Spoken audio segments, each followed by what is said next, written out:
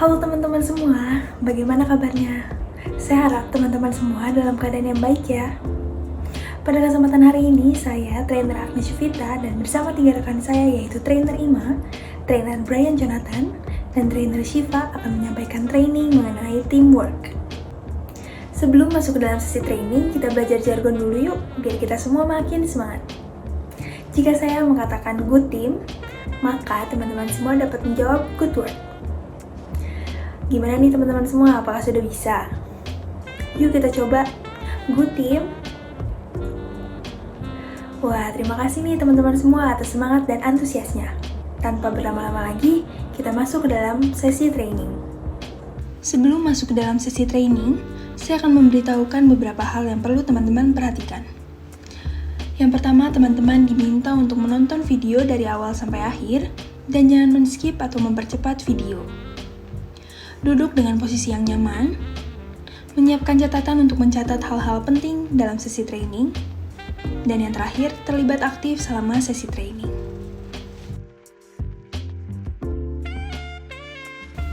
Halo teman-teman, selama bersekolah, teman-teman pasti pernah kan mengerjakan tugas secara berkelompok? Dalam perkuliahan, teman-teman akan semakin sering menjumpai tugas-tugas berkelompok. Nah, hari ini kita akan mengupas mengenai teamwork. Namun sebelumnya, kita bahas dulu yuk apa sih yang disebut dengan tim? Tim bukan hanya orang-orang yang sekedar berkumpul atau sekedar menjalin relasi.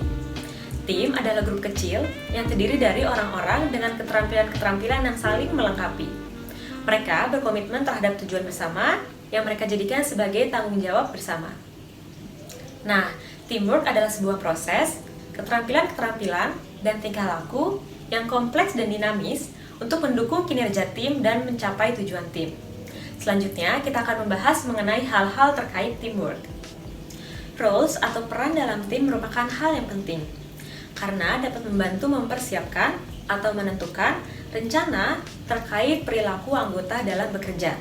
Seperti contohnya, jika A mendapatkan peran menghias, maka ia akan mempersiapkan atau merencanakan untuk membuat desain, mencari ilustrasi, mencocokkan warna, dan lainnya.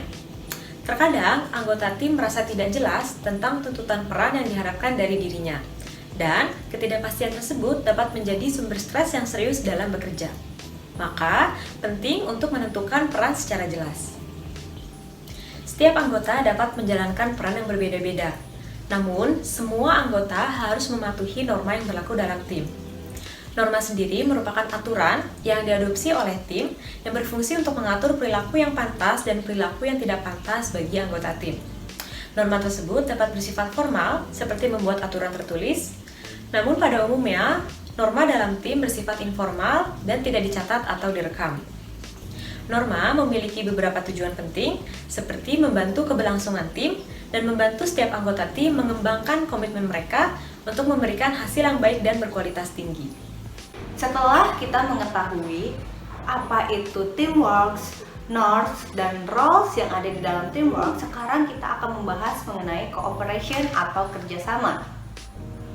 Kerjasama merupakan salah satu hal yang penting karena dapat meneguhkan atau meningkatkan keberfungsian di antara teamwork itu sendiri. Salah satu elemen yang penting dalam kerjasama adalah ketergantungan kelompok atau individu anggota kelompok dengan tugas yang diberikan.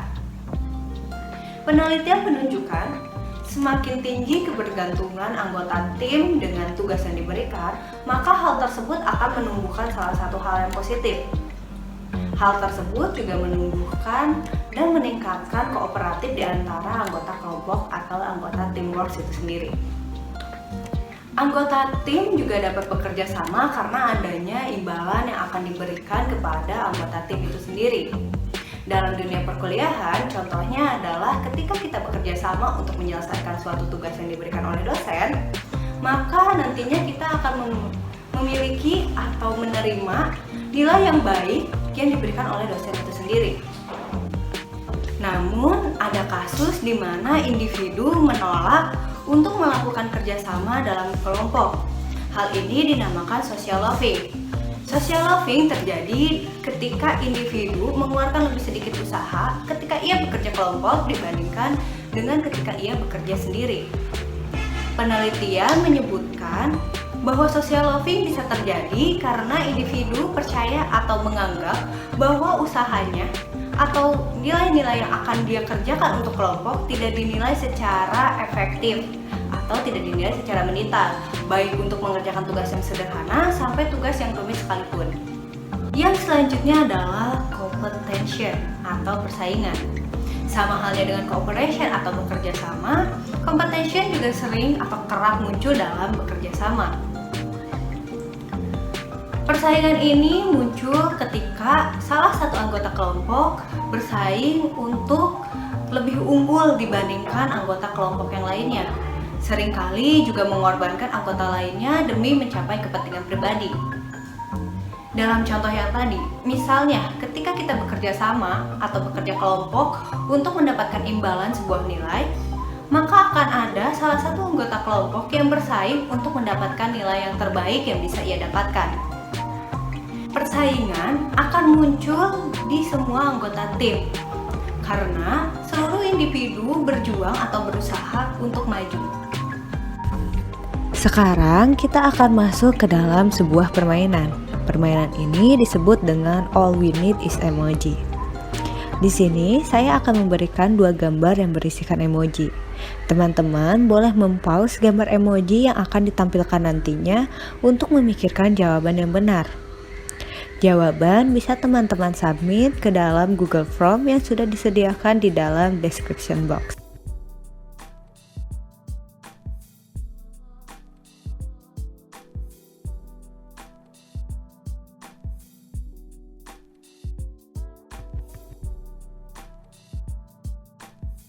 Konflik itu adalah perilaku dari seseorang atau suatu kelompok yang dirancang untuk menghambat tujuan dari orang lain atau kelompok lain.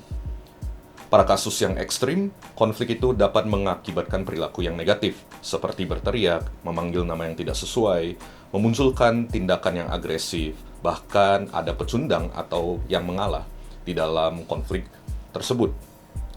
Namun teman-teman perlu perhatikan bahwa konflik itu tidak selamanya buruk. Ada yang juga bersifat positif.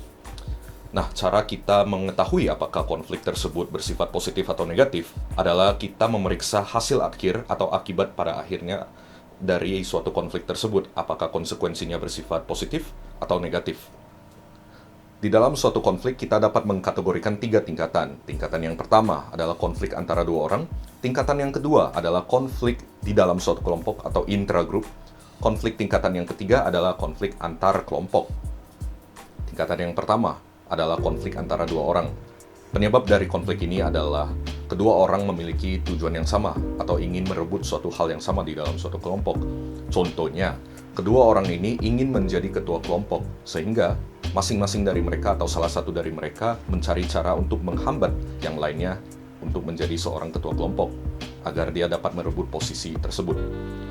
Tingkatan yang kedua, konflik di dalam kelompok atau intragroup.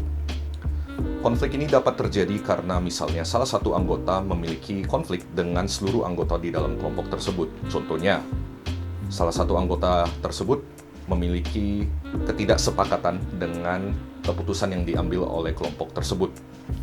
Tingkatan yang ketiga adalah konflik antar kelompok, yaitu konflik ini terjadi karena ada ketidaksepakatan antara satu kelompok dengan kelompok lainnya secara keseluruhan. Konflik yang terjadi di dalam suatu kelompok dapat berasal dari berbagai sumber. Yang pertama, adanya masalah dari struktur organisasi itu sendiri, sehingga mengakibatkan kesenjangan status antara anggota. Kedua, adanya ketidaksepakatan antar anggota mengenai suatu keputusan atau suatu tujuan yang diambil oleh kelompok secara keseluruhan.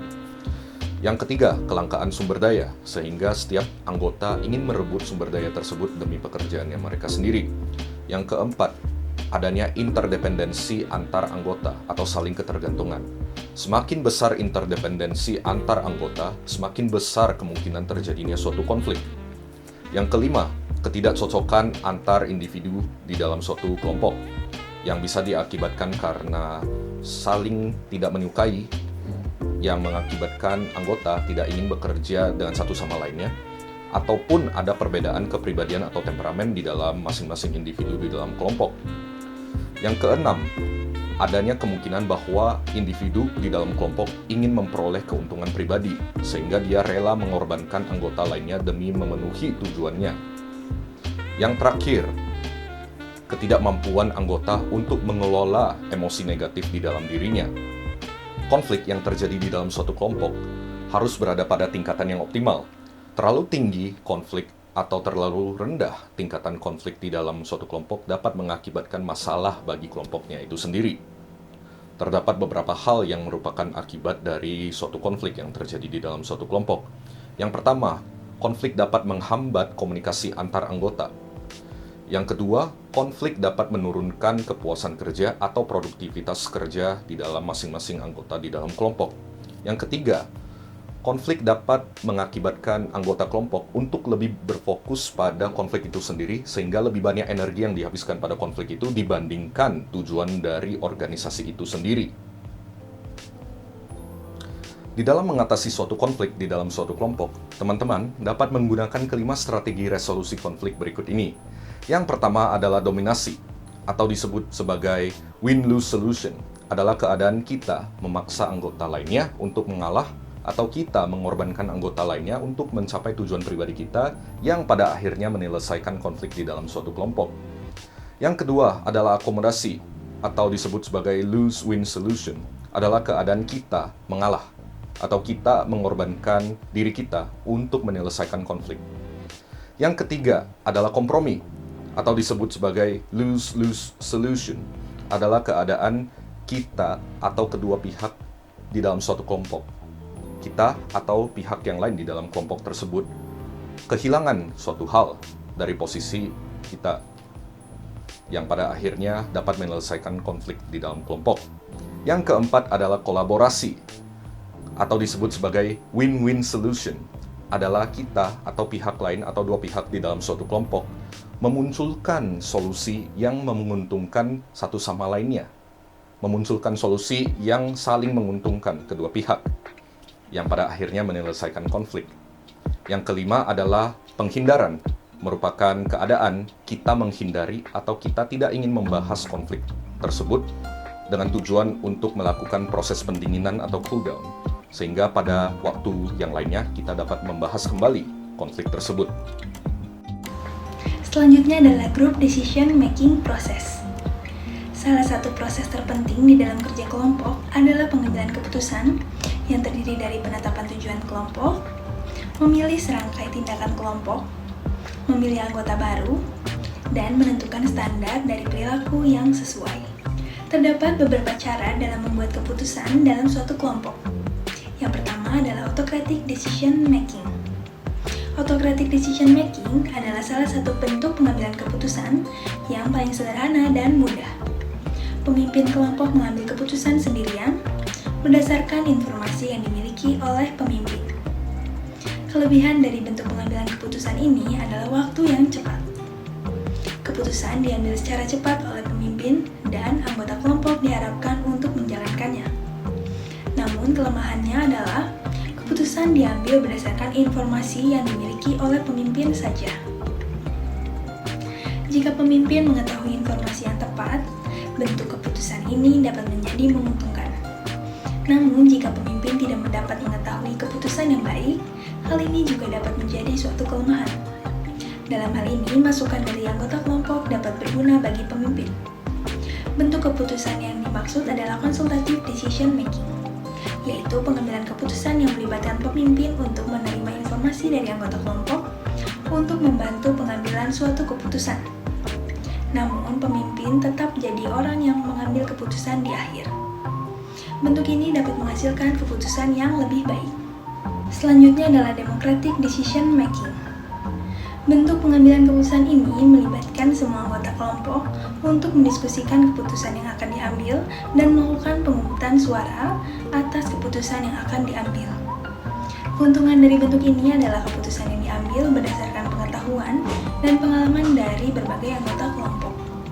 Dengan cara ini, lebih banyak pilihan keputusan yang dapat dipertimbangkan.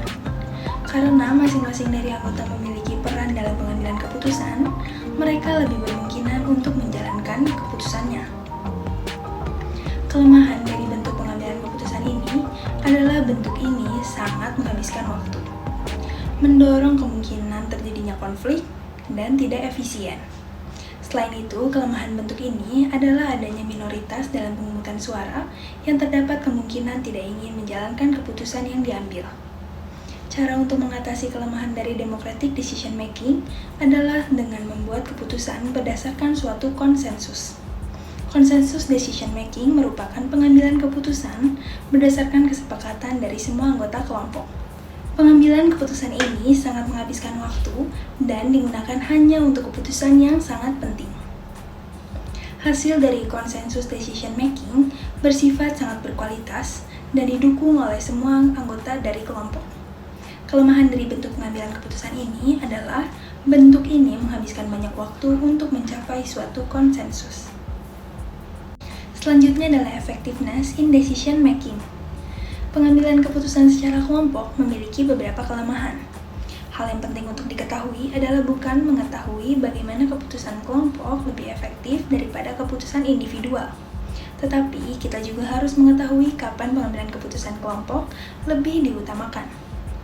Keuntungan utama dari pengambilan keputusan kelompok adalah memberikan pengetahuan dan pengalaman yang banyak untuk dijadikan sebagai bahan pertimbangan dalam mengambil suatu keputusan.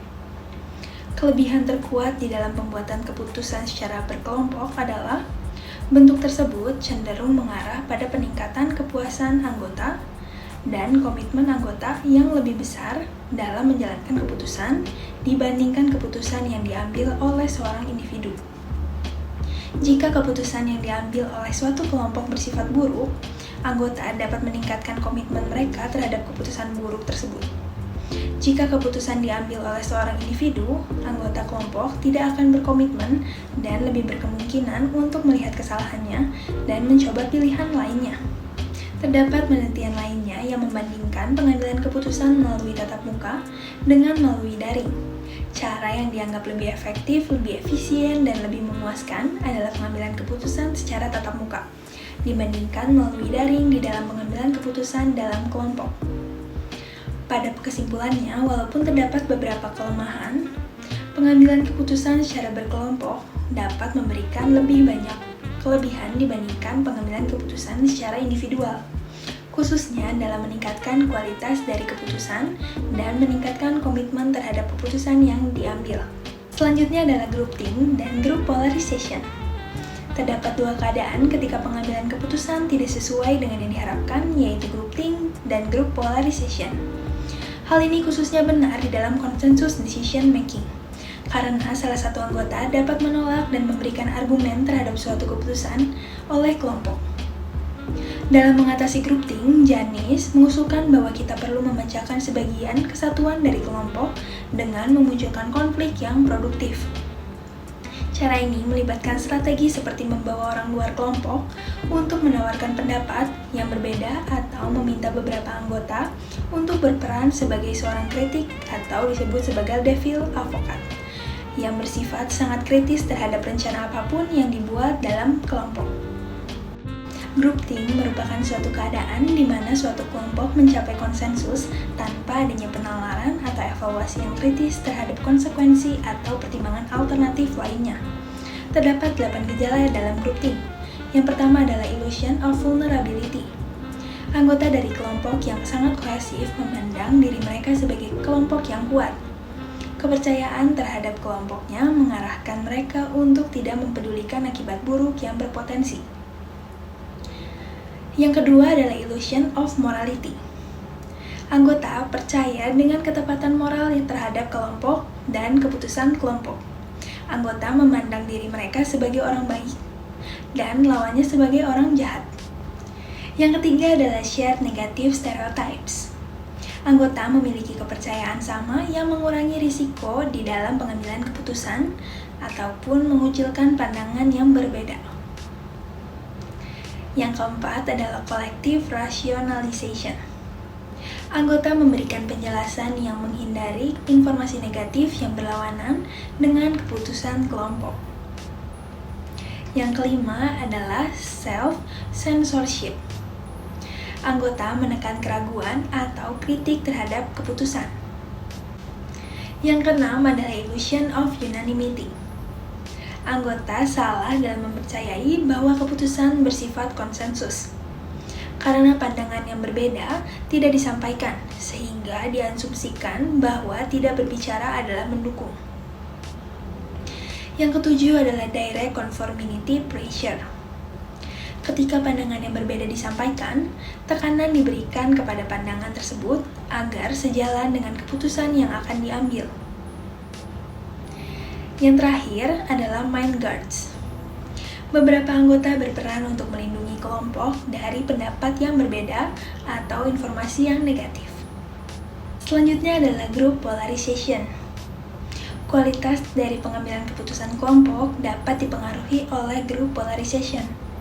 Group polarization adalah kecenderungan bagi kelompok untuk membuat keputusan yang lebih ekstrim dibandingkan keputusan yang diambil oleh individu. Kelompok cenderung membuat keputusan yang lebih berisiko dibandingkan masing-masing individu. Efek ini dikenal sebagai risky shift. Terdapat penjelasan mengenai penyebab dari group polarization. Pertama, individu memiliki suatu pendapat ketika mengetahui bahwa kelompok memiliki pendapat yang sama dengan individu. Dia akan menjadi sangat yakin dengan pendapatnya, sehingga ada kecenderungan bagi kelompok untuk membentuk keputusan akhir yang lebih ekstrim. Kedua, individu cenderung mengadopsi keyakinan dari kelompok. Jika kelompok memiliki sikap yang positif atau negatif pada suatu hal, individu akan mengikuti kelompok. Bahkan, individu akan membentuk sikap yang lebih positif atau negatif terhadap ide tersebut, dibandingkan jika individu tersebut menyikapinya secara sendirian. Cara untuk mengurangi kemungkinan terjadinya group polarization adalah dengan melibatkan anggota dengan pendapat yang berbeda-beda terhadap suatu isu. Selain itu, kehadiran dari seorang anggota yang memiliki pendapat yang berlawanan dapat mengatasi group polarization, seperti halnya devil advocate di dalam group think. Nah, bagaimana teman-teman semuanya? Apakah lebih mengerti tentang konsep teamwork di dalam perkuliahan? Saya harap teman-teman semua lebih memahami tentang teamwork itu sendiri dan menerapkannya di kehidupan sehari-hari, khususnya di tugas kelompok, ataupun di kepanitiaan atau organisasi, ataupun kehidupan di luar perkuliahan. Jika teman-teman masih memiliki pertanyaan atau ada hal yang membingungkan, teman-teman dapat menuliskan pertanyaan kalian di kolom komentar di bawah video ini. Ataupun jika teman-teman masih ada pertanyaan lanjutan, kita dapat mengadakan sesi tanya jawab di hari kedua nantinya.